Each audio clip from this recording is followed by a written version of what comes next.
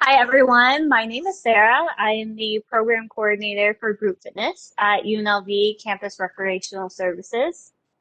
Hey, I'm Christian, graduate assistant for Group Fit at the Campus Rec, and today we have a special guest. Hi guys, I'm Katelyn. So I have a background in training for a little over 2.5 years now. I have a Bachelor of Kinesiology, and I'm currently working at a functional medicine office and functional neurology. So got a lot going on with the different perspectives in fitness. Nice. Well, thanks for joining us today. Today we're going to talk a little bit about posture to conclude our series. So, Caitlin, what would you say posture is and why is it important? So that's a good question because I feel like people talk about posture a lot and it's kind of just tossed around and people don't really know what they're referring to. I think when most people think of posture, they think of the two ends of the scale. You have the people that are slumping around and it's like a hunchback of Notre Dame type situation. And then you think of posture in terms of like a ballerina who sits super up straight and they have their shoulders back and their head super tall. And you can see a height difference between these two types of people, and it really comes down to what posture is the way that you're holding your body. So the way that you're holding yourself up, or in the case of not having the best posture, the way that you're holding yourself down. And a lot of this is really subconscious. So I think that's where people get really confused about when you're talking about posture. Is it just sitting up super straight, very rigid? Or when you're just chilling at your desk and you realize that you've been hunching over your back for a couple hours and then you start stretching and you're like, oh my goodness, like my back's kind of hurting. That's kind of what we think about when we think about posture. And it's those two ends there really that people think about, but there's a lot in the middle that isn't really discussed much. Great analogies. Ballerina, hunchback. I love it. I love the Hunchback of Notre Dame or Job, whatever it is.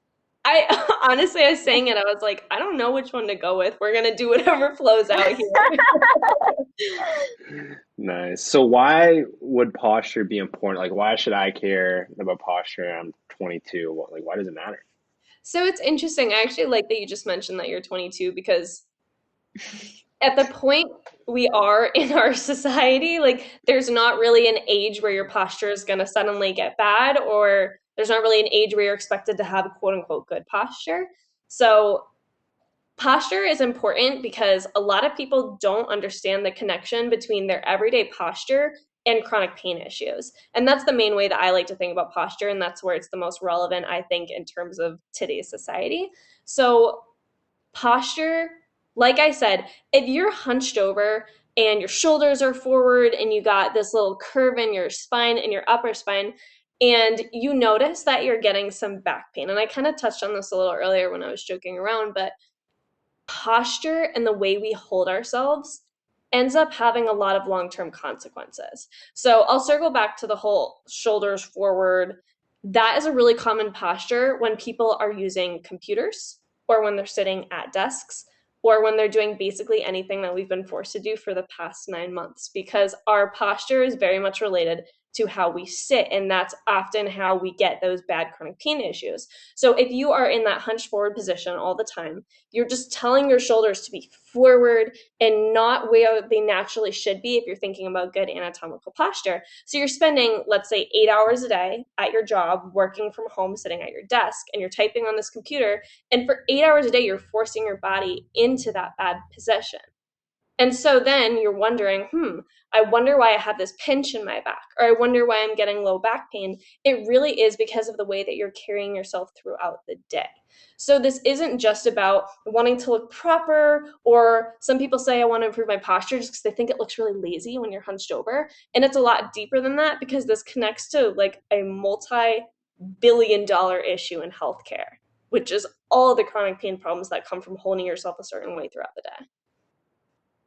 Another great topic. We can go off on that one. But I like how you mentioned the past 9 months, especially. That I was going to talk about that briefly. That COVID, this onset, has increased our sedentary lifestyles. Yes, definitely. And, if you think about it, even if you worked an office desk job, back before quarantine and before working from home, you still had the movement of, for some people, getting out of bed, walking down the stairs, making yourself breakfast, walking out to your car. Maybe you're sitting in your car or you're taking a bus or whatever it is. You're still walking to get to those points, and then walking into your office and walking to go talk to your boss or walking to go to a meeting with your coworkers. Like, we had these little bits of movement integrated throughout our day.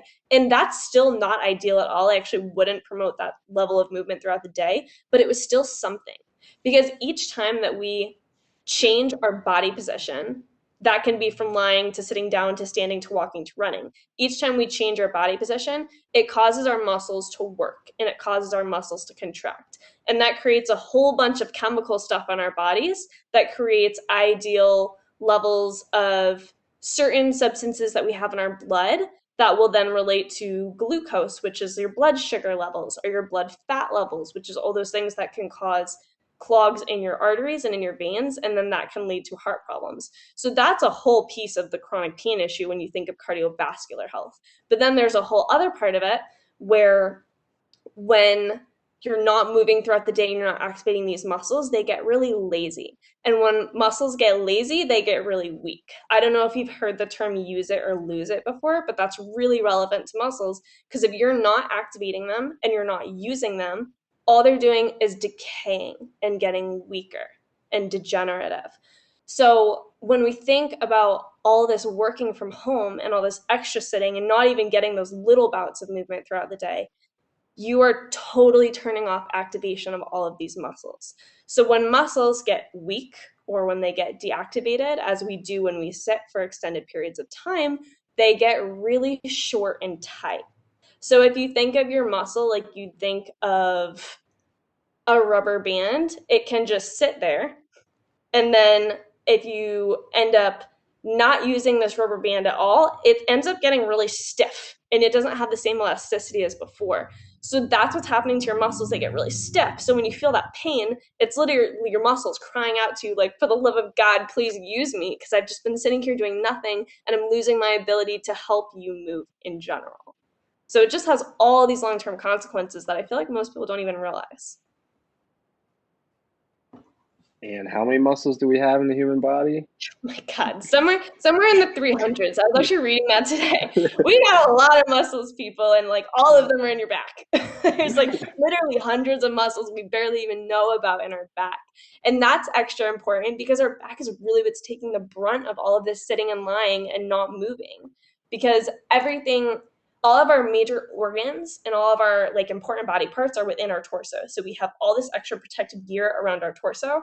And because our bodies are actually really naturally lazy, like they want to take the path of least resistance. So if you're sitting and you can put your body in an ideal position where it doesn't have to be working very hard, it's not going to choose to work hard. Like we actively have to tell our bodies if we want it to work, which has all these great consequences and these great benefits if you are working your body. But if you're not, it's going to be like, awesome, like I'm going to kick back. This is great. I don't really want to work. I don't want to work harder than I have to. Gotcha. Sarah, you want to add anything there? Oh, I think she's personally attacking. I'm just kidding. No, that's definitely true because, like, for me, working at home, I don't have like a desk or anything stable. So I've been working off a coffee table or like a TV tray or something like that for the past, I don't even know where we're at anymore since March. And 9 months is a shot in the dark. I have no idea if that's I know, right? I'm like, maybe 9 months, maybe 2 years. That's what it feels like to me. Maybe, yeah, no. So yeah, that definitely has played a lot. And Christian definitely knows too, because I complain a lot about my shoulders as well too. And since I've been in quarantine for so long, like I've lost so much strength in my shoulders and in my back. And yeah, it definitely causes a lot of issues later down the line. I'm not 22 like Christian is. If only I was back at my 22 years of age. So yeah, I would say definitely keep listening, everyone. And I actually want to touch on something that you said. So you said your working from home situation, like you're working off coffee tables or really like not ideal positions. Because honestly, like A lot of us are balling on a budget. We're not buying special desks, nothing like that. But there are some really helpful working from home tips you can use for your workspace. My personal favorite, which I have been a big proponent of for a while, is to look at getting, for at least part of your day, a standing desk. So when I initially was going to buy a standing desk, I went on Amazon, of course, like looking up standing desks. They're like over $100 each. I'm like, Mhm. screw that. Like, I'm not paying $100 plus for a standing desk. So I searched around my house, looked at what I had going on. There was an island in the kitchen I could use, and there was like a bookshelf that was right about my height. So I honestly would just put my computer or my laptop on that surface and I would be standing. And that's how I would create like my at home standing desk. I know some people that have piled up all the textbooks they've collected over years and they put their laptop on that so that they can use that as their standing desk. I actually think that's a really popular one. And then not even just standing desks, but the way our bodies will respond to us simply changing position is also like crucial, and that can help a ton. So if you don't have any of this access to a standing desk, or even if you do and halfway through the day you're like, oh my god, my feet hurt, I haven't stood on my feet this many minutes combined for the year, you can still do really good things. So with your coffee table, I assume that's more like, what you'd have at the base of a couch. So it's not super tall, it's pretty short, so you'd be sitting at it.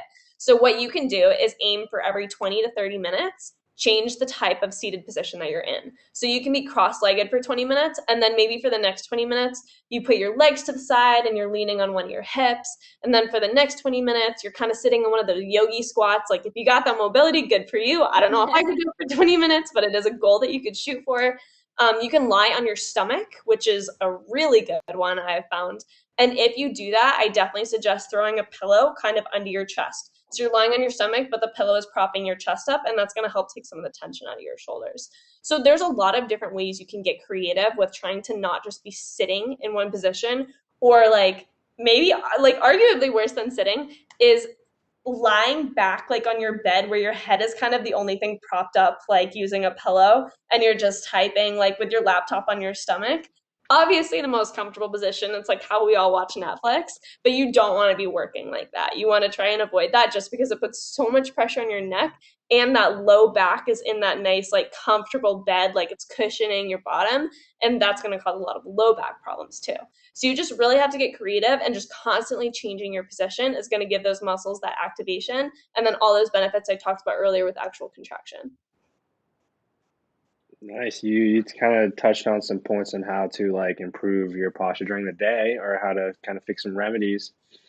I guess how would a last question, how would a person looking getting into improving their posture, how should they go about it? How should they approach this? Maybe they have some back pain or some shoulder pain. Um, Definitely. how do they So start? yeah, so starting with the things I just mentioned just throughout your day, that's great. But one of the most important ways that you're going to fix this is you do actually have to strengthen. So you have to move your body and you have to work it out. And I know that's not necessarily what everybody wants to hear because they want a simple solution out of it, but that's honestly just not the case here. Because when you don't use your muscles, like I said, use it or lose it, you're losing it. You're losing your muscle strength. You're making them weaker. They're getting tighter. And like I said, they don't have that same elasticity. So you really do have to, you have to work out a little bit. We have to make ourselves a little less lazy here. So the best way that you're going to do this is, first of all, by thinking of your body like a chain. So just because your shoulders hurt, I don't want you only doing shoulder work. You need to attack your whole body, because your feet are going to affect your knees, which are going to affect your hips, which is going to affect your shoulders, which is going to affect your neck. Everything in the body is a chain, and one thing affects the next, just like dominoes would. So you really do need to look at just getting like a whole body. It can be short. It can be 5-10 minute type circuit activity where you're really just making sure you're hitting all of your major muscle groups. I won't get into the details of that because I think it's a little bit irrelevant, but you can try and do some of your own research there. Another really important thing, especially, is when you have those weak muscle groups, and for 9 out of 10, if not 10 out of 10 people, it's going to be those forward rounded shoulders that are really going to be your kryptonite.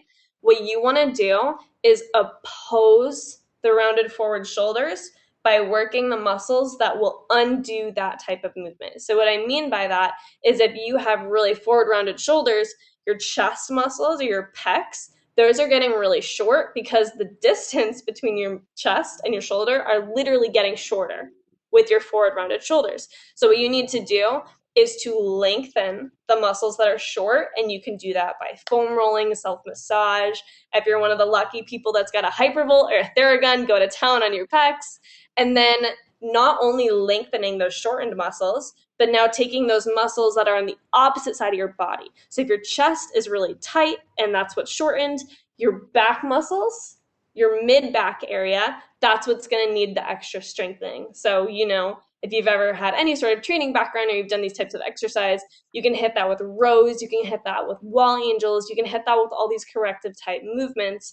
And you really just want to strengthen the opposite side that is short and that's weak.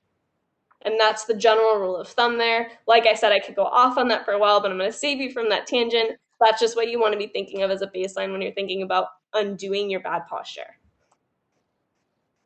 Perfect. Anything else you want to touch on, Sarah?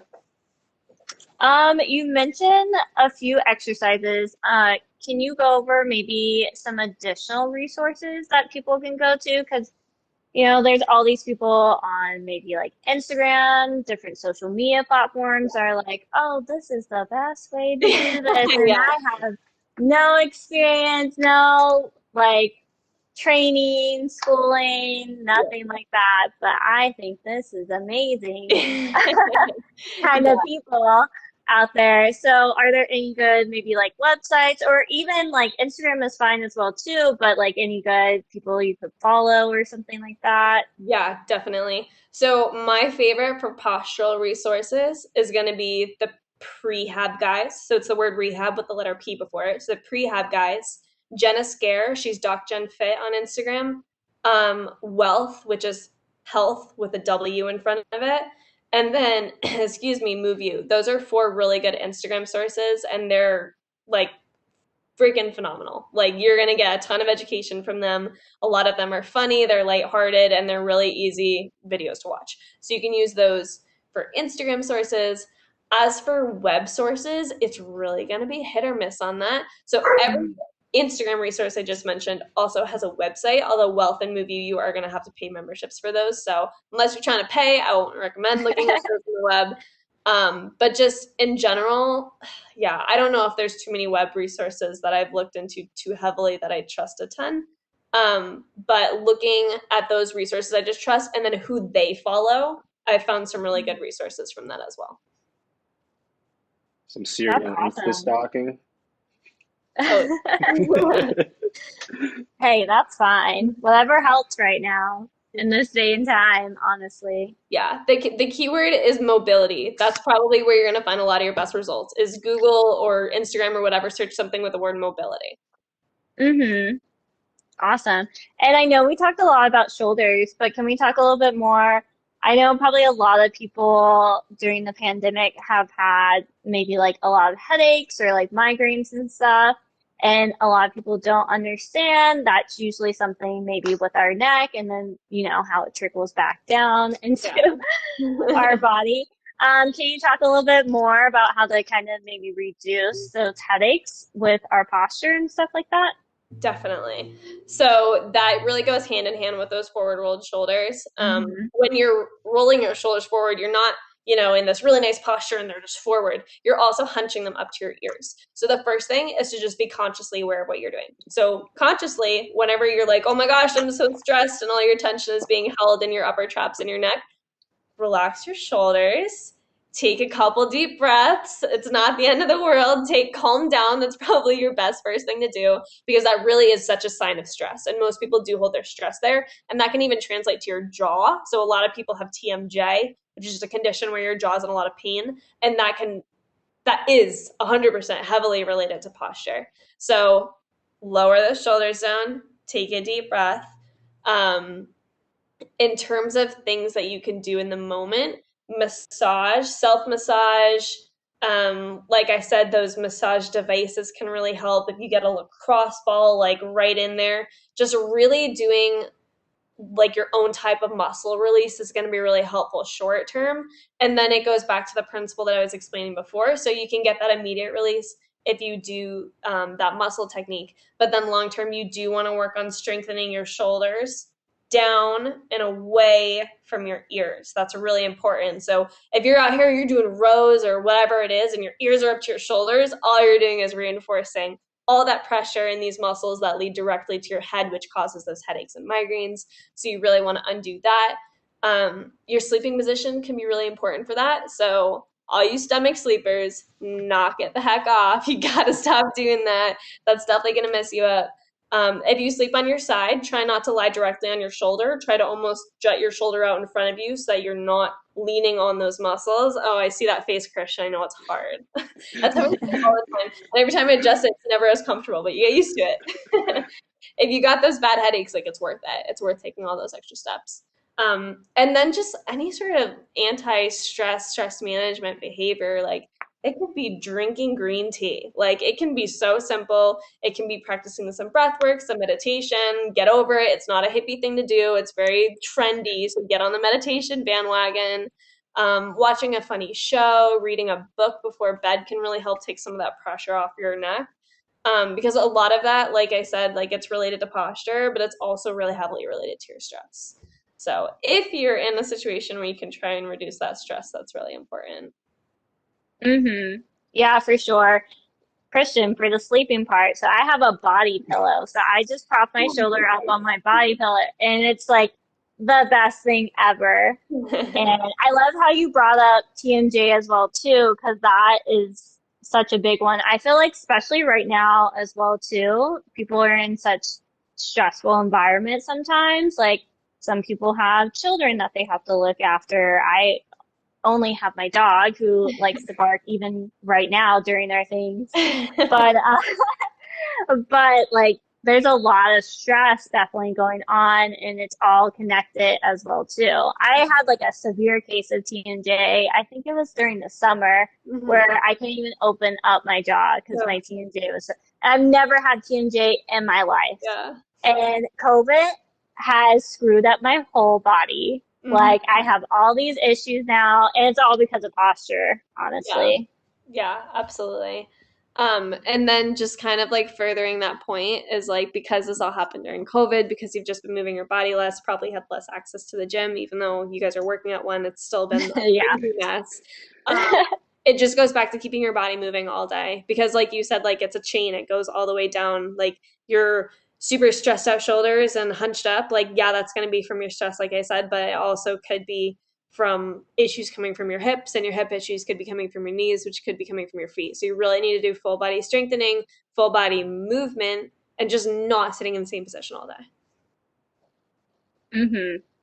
For sure. Well, that's all that I had, I think. Anything else, Christian? No, we're good. Do you have any other words of wisdom or anything you would like to share with us, or anything to promote? I'm gonna do a shameless self-promotion if we're talking about promotion. That's why I said, do you have anything to promote? Yeah, she was doing hand wink wink nudge nudge. So if you guys like what I'm saying, if you want to follow any more of this, I post a decent amount about it on my Instagram page. So that's Fit by KP. I also have a blog. I haven't bought the domain to that yet, so don't try looking up fitbykp.com. It doesn't exist. Just go to my Instagram, click on the link in my bio. I talk about all this stuff. I actually talk a ton about posture on there. Have a whole article dedicated to why we should sit less. And then just wisdom for the day. Y'all, movement is medicine. It is my phrase I live by. So if you're ever feeling down in a rut, go move. If your body's ever hurting, go move. If you're ever not feeling well, just move. Like, you will be amazed. It's like you just pounded like 8 Tylenols and 7 Xanax. Like, you're going to feel freaking great after. Just get that movement in, and you're not going to regret it. I don't think I've ever had a workout that I regretted. So, and it doesn't have to be a workout. A walk is just as good. Our bodies as humans were designed to walk long distances. So a 20-minute walk around your block is not going to kill you. I know it's really cold where a lot of people are. Either suck it up, buttercup, or do some indoor HIIT. You just got to get Awesome. Well, thank you so much for your time, and we loved having you on here. And hopefully we can do another chat sometime later down the line. Yeah, that's something awesome. like that. Thank you guys so much for having me. This was fun. I could talk people's ear off about this. So I guess as I'm promoting myself, I'm going to say, like, this is your warning. You're going to hear a lot about this stuff. So you gotta know what you're getting into. Amazing. Well, thank you so much. Yeah, thank you guys. Awesome. Thanks.